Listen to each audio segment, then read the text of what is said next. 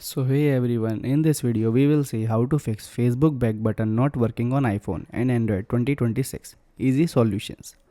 Fix 1 is force stop and clear cache. In Android, open your phone setting, then tap on apps, then select Facebook from the list. Tap force stop, then confirm by tapping OK and tap on storage, then tap clear cache. In iOS, swipe up from the bottom edge of the screen and hold, then swipe up on the Facebook preview card to close it completely.